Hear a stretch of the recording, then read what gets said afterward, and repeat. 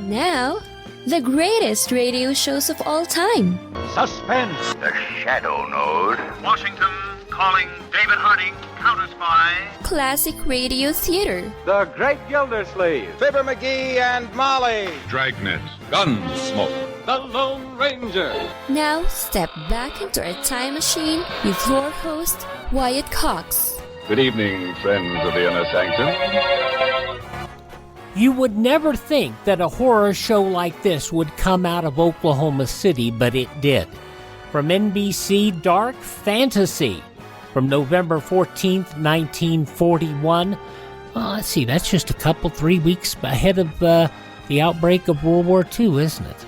Dark Fantasy and the Man Who Came Back.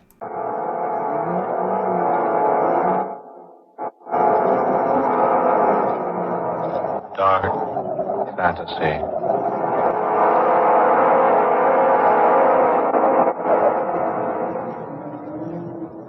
I am the man who came back.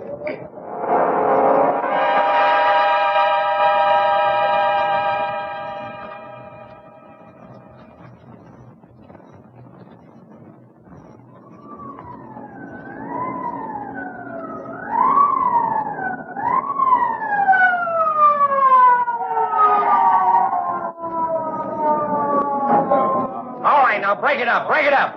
This way, officer. He's in here. All right, miss. Casey. Yes, Captain. Now, you stay right there in that doorway and don't let nobody in or out. Right, Captain. All right, now. All right, you heard him. Oh, but we had nothing to do with this. Okay, sister. If you didn't, you ain't got nothing to be scared of. Hey, you. Where do you think you're going? I thought I might get a little air, if you don't mind. Well, I do mind. Now, back in the house with you. What's the big idea, you wearing that mask? As you might have observed, my friend, this is a masquerade party. Oh, is it now? Well, according to Emily Post, it's masks off at midnight. And we got this call to come out here just as the clock in Washington Circle was striking the hour. The call was placed by a most hysterical woman. And there is nothing you can do for the man in there, I assure you. Stop changing the subject. What I want to know is, why ain't you unmasked like the others? I prefer, sir, to wear my mask. Take it off, Don Juan. I want to look at your mug. It might be better, my friend, if you didn't see my mug. Now look here, Zorro. Perhaps while we are waiting, I might tell you a story. Yeah? What is this? Bedtime at Grandma's? The only story I'm interested in is what happened here tonight. Exactly. Eh? I said exactly. Perhaps I can tell you the story. All right, then, my fine, mysterious friend. Give. Well, you see, it's quite a long story. It really all began at least 3 years ago. I remember that evening quite well. I let myself into Granger's apartment. It was a golden key I used. A bright golden key. And there was no one there when I arrived.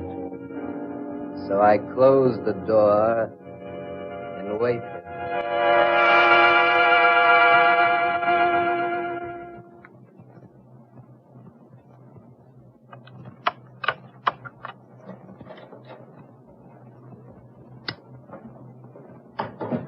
Well, Grange, imagine seeing me here. Huh?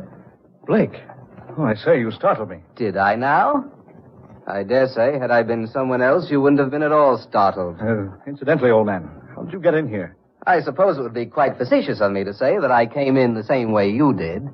Oh, I say, a new piano. Do you mind? No, not at all. Go right ahead. Help yourself. Have a drink? No, thanks. You'd better have one, though. Oh, yeah. I say, Blake, what's that you're playing? You've heard it before, Grange. Have I? I don't recall. You have a short memory. I usually remember pretty well. Well, when you choose to, you do, yes. What do you mean by that? My wife has played that tune for you every night this week, and last, and the week before that. You see, I happen to know. Oh. I see. Well, I'm glad you haven't the audacity to deny it. No. No, I don't deny it. Your wife has been here. Often. As often as she possibly could. But I assure you, she came of her own desire. And as a result of your oily persuasion. I might agree, Blake, that she is easily persuaded. And, of course, my curiosity prompts me to ask how you finally learned the truth. I accidentally found the key to your apartment here. It was in Sylvia's purse. A golden key. With your initials engraved on one side, hers on the other. Why, I thought that a rather handsome touch. Don't you agree? I've brought the key back to you. How gallant of you, old fellow. I'm serious. Sylvia will never come here again. Are you positive of that? Quite. For I shall ask her not to. You seem to believe she'll obey you. She will. And I ask you now, Grange, as a gentleman, kindly refrain from inviting her here again. In other words, hands off. Is that it? I'm glad I make myself quite plain. Why, you fool. You dull, stupid fool. What right have you to demand anything of Sylvia? Do you think for a moment, night after night, twiddling her thumbs while you're away from home? I admit I've been busy this past year, but another 6 months... You've no one to blame for Sylvia's being here but yourself. Here she's found what you denied her, Blake. And I doubt very much if she'll give it up. Why, you swine, if you think for a moment... Oh. I forgot you carried a gun. But if you'd care to put it away... Skip the heroics, Blake. You know, I think I've suddenly thought of a solution to all this. The only solution is for you to leave Sylvia alone. Oh, no. No, you're quite mistaken. This is the solution. Here in my hand. Indeed, I rather like the idea. Besides, with you out of the way, Sylvia need have no more qualms. Why, you low yellow rat. That's it, Blake. Come closer. Threaten me. Make me do it. Make me do it, Blake. If you think killing me is the way out, Grange, you're very badly mistaken. It's the only way out. If you kill me, Grange, I'll come back and avenge myself. One shot and that'd be all. I can prove self-defense. Sylvia will help. She'll swear you came here and tried to kill me. I'll come back, Grange. Just one shot directly between the eyes. I'll haunt you, Grange, because by God in heaven, I'll come back. It's a perfect scheme, yes, I like it. I'll pierce the veil, Grange, because I'll come back if I have to fight all the demons of hell to do it. Prepare, Blake. This is a chance of a lifetime. It's the way out. Yes, it's the way out. Grange!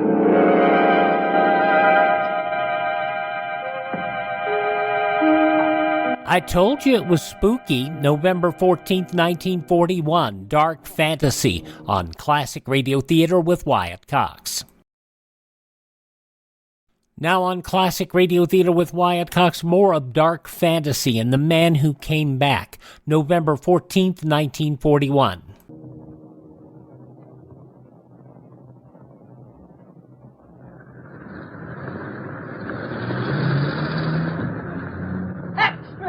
Get your extra paper. Wealthy playwright slain in millionaire's apartment. Read all about it. Here you are, Mr. Keith Grange playing self-defense in slaying of Philip Blake.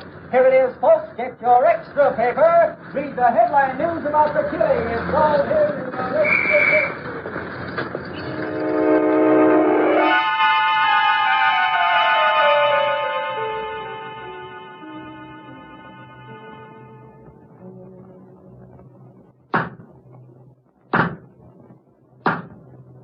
It is the judgment of this court that the defendant, Keith Grange, did shoot and kill the deceased Philip Blake on the night of April 16th, and that in so doing, he acted in the line of self-defense. The court therefore decrees that Keith Grange shall not be held to account for this unfortunate incident.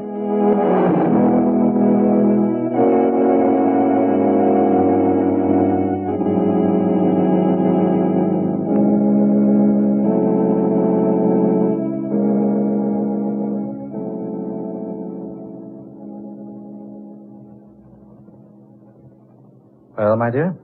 I suppose there's nothing to worry about now. Not the slightest thing. I told you from the very beginning, Sylvia, that I acted rightly in doing what I did. Oh, I still can't resign myself to it. But you must. It's all over. Philip is dead.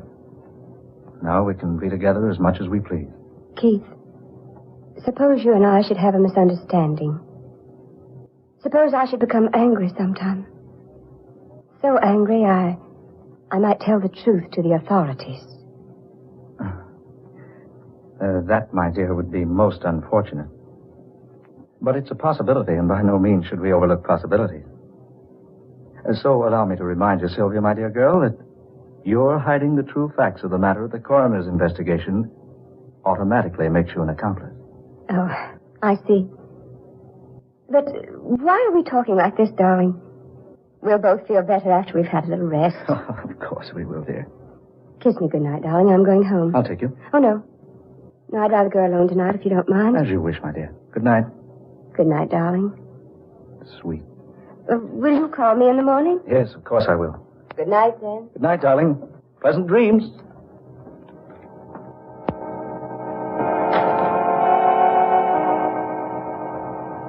That's strange. Very strange. Just a moment ago, there were only Sylvia and I here. Now she's gone. Yet I feel that I'm not alone. You're not alone, Grange. What? What was that? I thought I heard a voice. It was my voice. Who are you? Where are you? I told you I'd come back. No. No, it's just my imagination. Is it your imagination, Grange? Yes. Yes, of course. I warned you. I warned you. Remember? Come out. Come out in the open. Come out, I say. Do you hear me? Come out. Your gun is useless against me now, Grange. What do you want? Tell me, what do you want? Oh, not now. The time isn't right now. But I'll be back. Watch for me and wait. Watch and wait. For I'll come back, Grange. I'll come back.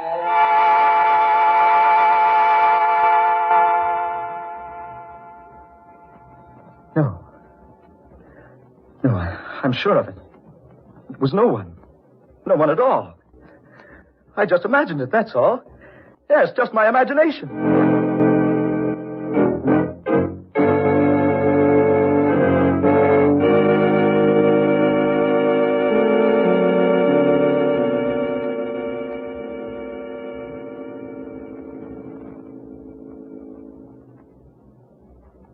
Sylvia, dear, you look so tired.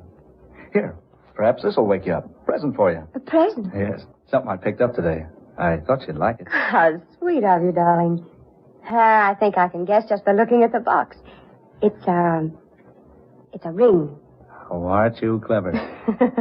Go ahead, open it. All right, darling, but don't hurry me. Oh. Hey, Sylvia. That isn't the ring I bought for you. Keith, look at this ring. The initials. P.B. Keith, this is his ring. Sylvia, what are you saying? It's his ring. I gave it to him. But Sylvia... Keith, I swear to you, Philip Blake was buried with that ring on his finger.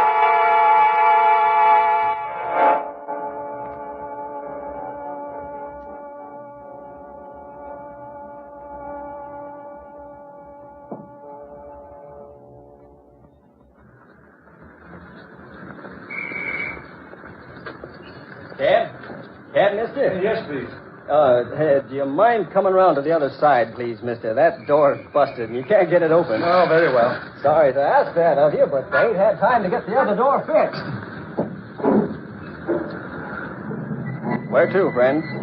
Huntington Arms Hotel, please. Right. Excellent. Huh? That's where I'm going. Oh, you startled me. I didn't know there was anyone in this cab. It's so dark tonight. Yes, isn't it? I say, I don't seem to feel anyone in the seat here beside me. Strange. You certainly bumped me hard enough when you crawled in here. Bumped you? I beg your pardon, sir, but I... Never mind, Grange. Never mind.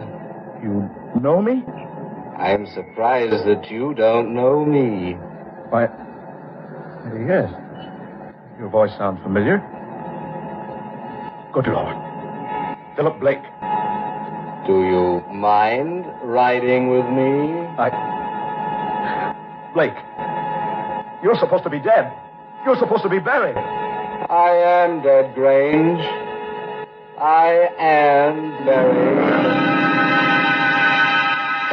Cabby, stop this cab. Right, sir. Now, let me out of here. Let me out. What's the matter, Governor? Hey, you hadn't ought to jump out of a moving car like that. What in the name of heaven is in the back of that cab? Oh, why, nothing, Governor. Here, see? I'll turn on the light. There. See? But there was somebody in there with me. Oh, now, mister, they couldn't have been. Look for yourself. The seat's empty there. And you just jumped out on this side of the cab. The other door won't open. No, brother, there wasn't nobody in that seat with you. Must have been your imagination.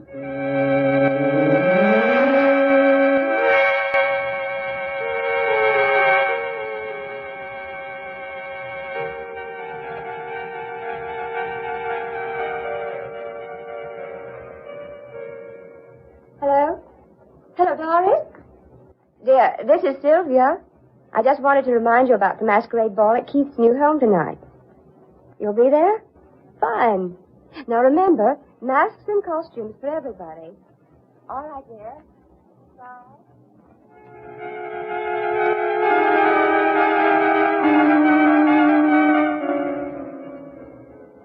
Now be sure to come in costume, won't you, Dorothy?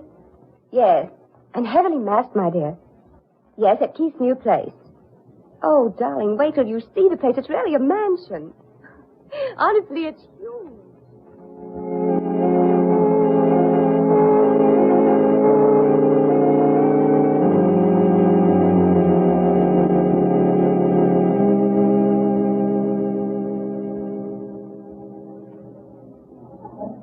Mr. Grange, I believe. Sylvia, darling. So you penetrated my disguise. Silly. I heard you order it from the costumers yesterday. Darling, the music will start soon. Is the first dance ours? Sylvia, my dear, every dance is ours tonight. Are you happy I bought this place? Oh, it's lovely.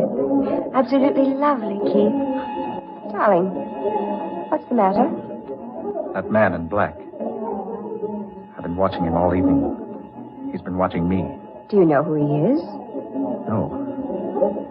He just stands and stares at me.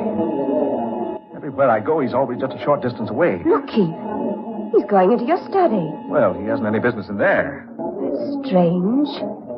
I locked that door this evening so the guest wouldn't go into your study and disturb things. Well, he just walked right in. And, dear, I'll go see who he is and what he wants. You mingle with the guests, and I'll join you later. Very well, dear. But don't be long. I'll be waiting for you. All right, Sylvia.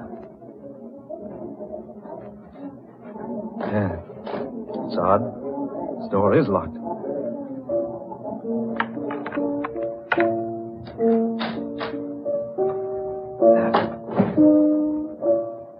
Dark. Piano. Oh, confound it. Where's the light switch? There.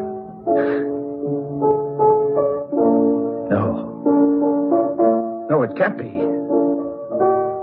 That piano. Someone's playing and... Yet there's no one seated there. The keys. Moving. Up and down. Playing the music. But there are no hands on them. That melody. It's the melody he played the night I killed him. He's playing it now. And yet he's not there. I'm here, Grange. I'm here. Blake. Look closer, Grange. Here I am. You see? Yes. I see you now. I brought you a little gift for your masquerade party. What? You'll find it lying on your desk. Turn around and see for yourself. That's right. There. You see? A gun. It's the one you killed me with. Don't you recognize it? The conclusion of Dark Fantasy from November 14th, 1941, along with the beginning of a new Yours Truly Johnny Dollar story, comes up following these important words from your favorite station. I'm Wyatt Cox. Thanks for tuning in to Classic Radio Theater with Wyatt Cox. Hang on.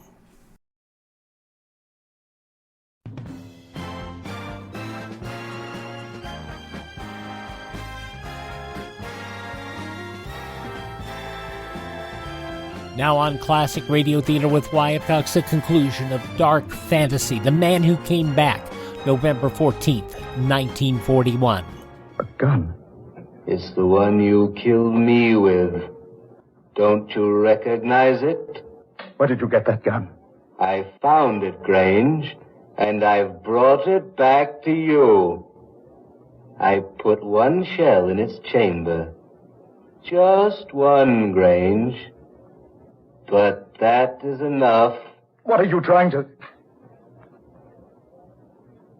Gone. He's gone. Lord, am I mad? Was I dreaming? No. No, the gun is here. It is my gun. One cartridge, he said. Only one. One cartridge. Yes. Yes, it's the only way left. He knew it was the only way. Now he's left me to take it. All right, Blake. You can have your revenge. You can have it. You are right. It is the only way.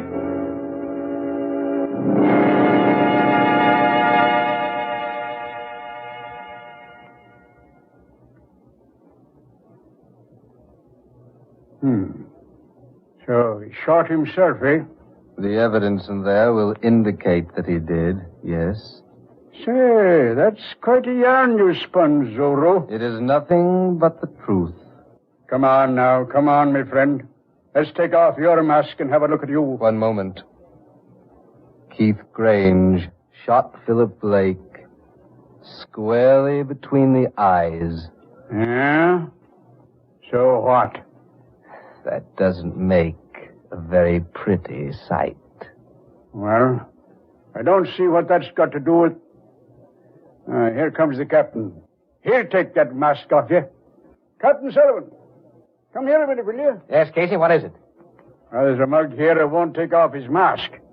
He's been spinning me the most fantastic yarn I ever heard in all my... where'd he go? Huh? Where'd who go? Say, did you let somebody get out of this house, Casey? No, Sir Cap. No, I didn't. But he was standing here just a minute ago. He wouldn't take off his mask. He told me the darndest story about a murdered man coming back from the grave. Casey, have you been near the punch bowl? Well, there's no one here now. Wait a minute. What's this stain here on the floor? Blood. A little pool of it. There on the floor. Right in the exact spot where the man in black was standing.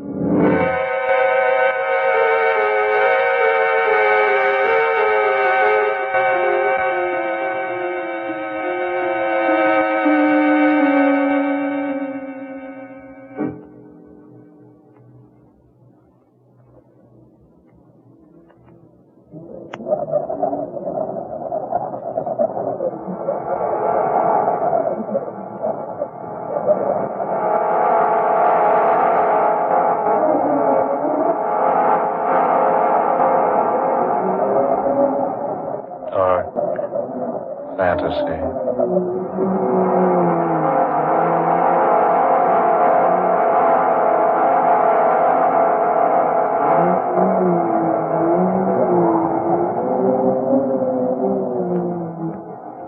The Man Who Came Back, an original tale of dark fantasy by Scott Bishop.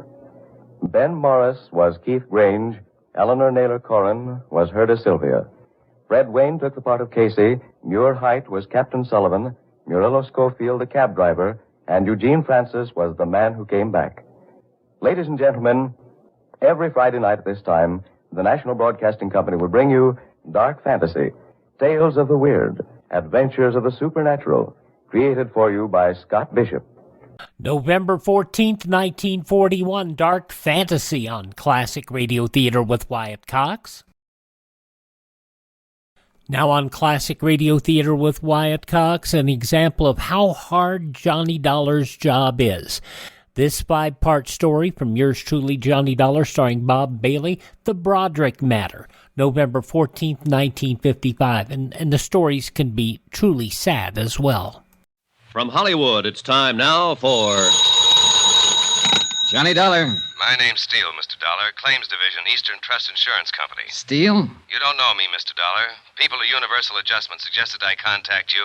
Thought you might be interested in helping me pay off a claim. Okay, tell me about it, Mr. Steele. One of our policyholders passed away last month, and we can't seem to locate his beneficiary.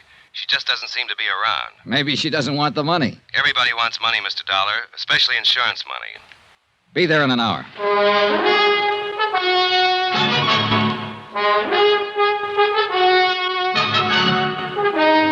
Tonight and every weekday night, Bob Bailey in the transcribed adventures of the man with the action-packed expense account, America's fabulous freelance insurance investigator. Yours truly, Johnny Dollar.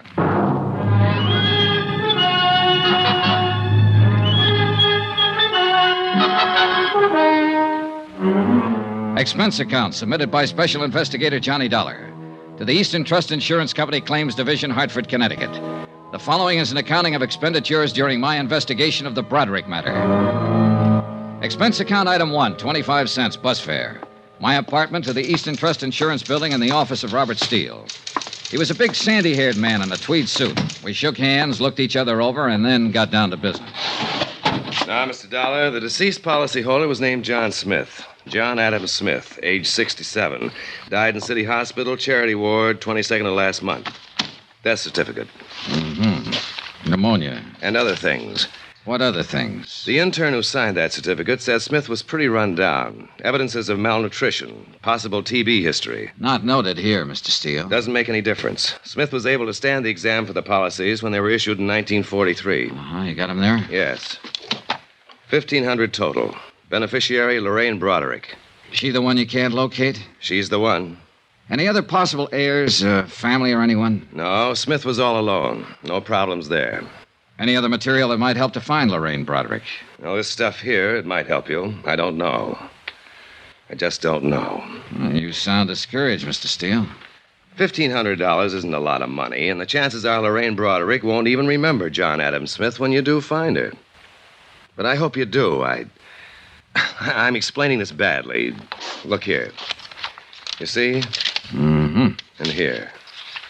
And here. It's the same all through the book. Smith was absolutely religious about his payments. Never missed a one. Never let it slide one day. Now, I bet I've got the record of 20,000 policy buyers. But none of them reads like that. I'm impressed, Mr. Steele. Can you tell me why Smith died in a charity ward if he was this conscientious? He didn't have any money or friends or home. He made his living selling papers. Oh. We wouldn't have known about his death except for the fact that the coroner's office called us.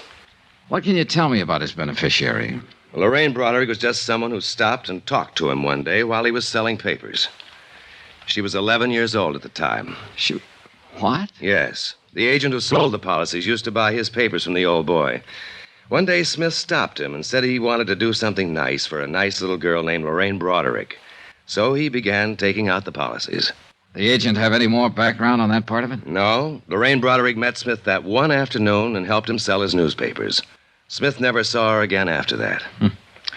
1943, she must be 23 or so now. Well, I hope she grew up to be the kind of person he thought she was then. Oh, hardly any of us fill out the promise we have at 11 years, Mr. Steele. Then that isn't what I mean. I mean, if he met her that one day when she was a little girl and he made this gesture toward her, and it was tough for him to make those payments all those years, I hope she deserves it. The money doesn't mean anything, but that kind of endorsement from somebody, even an old bird who sells papers on a corner, is worth more than all the money in the world. Does that sound foolish, Mr. Dollar? Not a bit, Mr. Steele. Not a bit. Expense account item 2, $2. Cab fare to Lorraine Broderick's last known address. 1485 Cushing Street, a broken-down apartment house that had probably never seen better days or better neighbors. The owner and manager of the building recalled that Paul and Mary Broderick, parents of Lorraine, had been killed in an automobile accident in 1948. The manager did not know what had become of Lorraine. She had moved out of the apartment 2 days after the funeral. No forwarding address.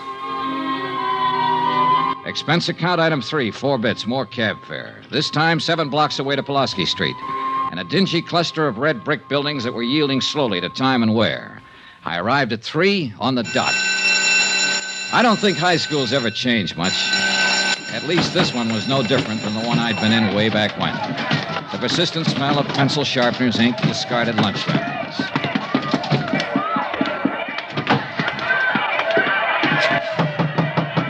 Yes?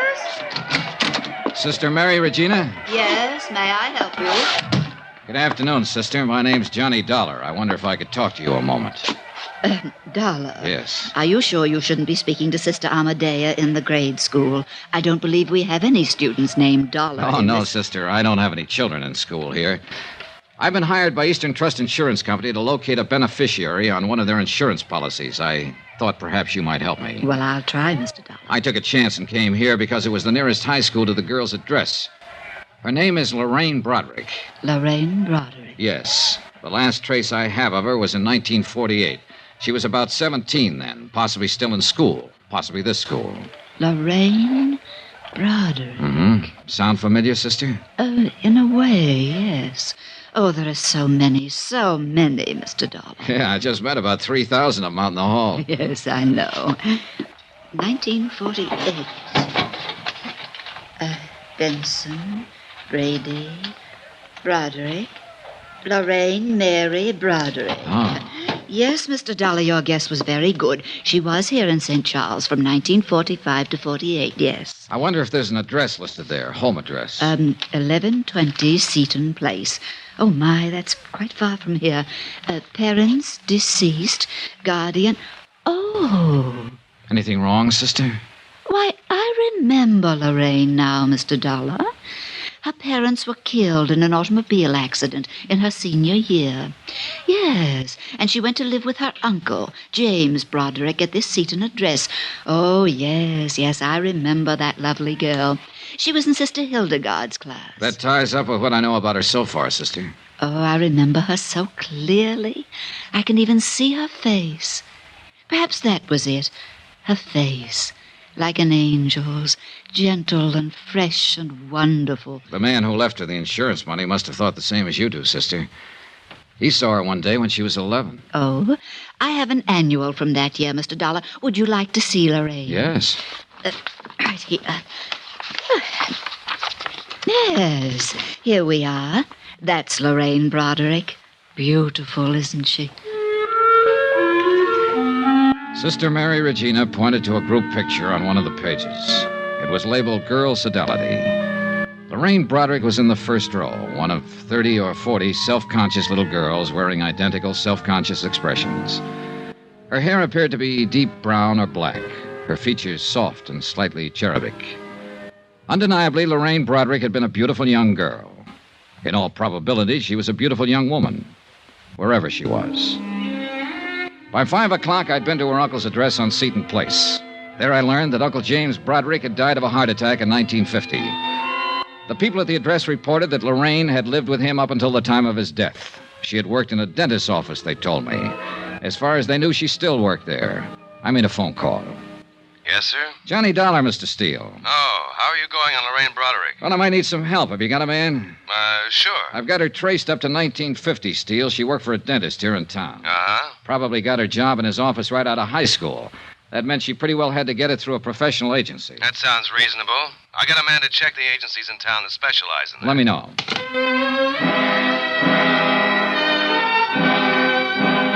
The next day, I was back in St. Charles High School making up a list of names and addresses belonging to students who had been in Lorraine Broderick's graduation class. Out of the 10 names I chose at random, I was able to locate only 2. Both girls, both married. Both remembered Lorraine Broderick. Neither of them had seen her since graduation. Neither of them was able to furnish any helpful information. Expense account item 5, 10 cents, one phone call. Steele again. You want to take this down, Dollar? Yeah, okay. David Pollard. That's Dr. David Pollard. 2950 Tremel Lane. Lorraine Broderick went to work for him as a receptionist in 1949. Got it? Got it. What's his office address? Suite 210, Majestic Building.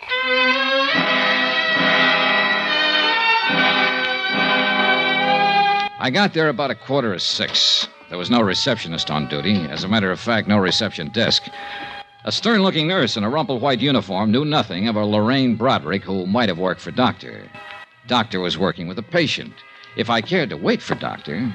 Yes, what is it? My name's Dollar. I'm with the Eastern Trust Insurance Company. I don't need any today, Mr. Dollar. I'm not looking for a sale, Doctor. What? That's right.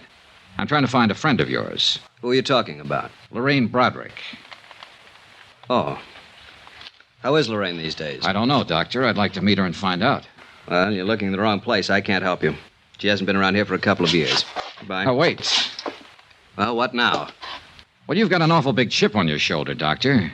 You won't even let me explain my business. I'm not interested in your business. I can tell you mine's been going on since 8 o'clock this morning, and I'm pretty tired. You finished now? Well, yes. Can I take you downstairs and buy you a drink? Sorry. What is it you want to know? Where I can get in touch with her. I don't know. She quit without notice a couple of years ago. Just didn't come back. Too bad, too. Do you have any idea where she might have gone? Just what is this for? To pay her some money we owe her. We can't locate her anywhere. Well, I'm sorry, but neither can I. Are you still trying? Not anymore. All I know is she just left one day about 2 years ago. She had a little apartment over on the west side. The manager told me she'd pulled out bag and baggage, and I haven't heard from her since. Were you on good terms with her, Doctor? Doctor? I'll take the drink.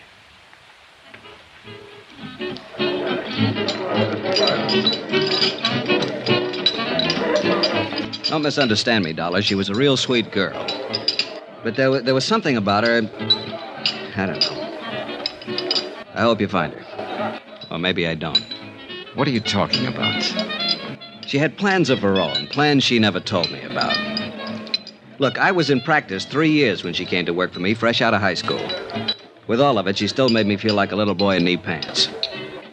That smile of hers you could take two ways. And the look that went with it. I'm sure she's met a lot of men since she walked out on me, and I'll bet all of them have found out the same thing. What's that? That they've been taken. You mean money? Oh, it wasn't the watch or the necklace or the loans every now and then. It was being taken worse. You know, being used and knowing you're being used. I don't quite get it. And I'll make it clear. That sweet, fresh, beautiful little girl was out to do everything and everybody for all she could get. She's rotten, you know, just plain rotten.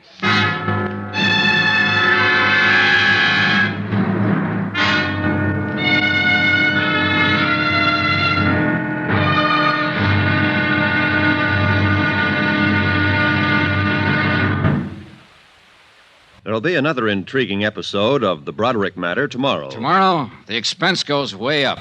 Yeah, it costs money to prove how wrong one man can be. Join us, won't you? Yours truly, Johnny Dollar.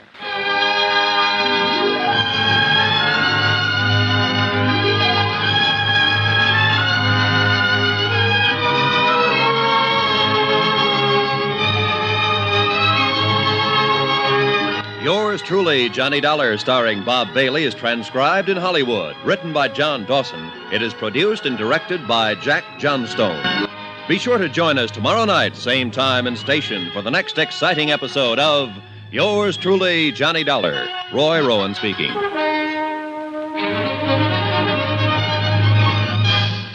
Having heard this episode of Yours truly, Johnny Dollar, the whole sequence, this is part one of the 5-part story from November 14th, 1955.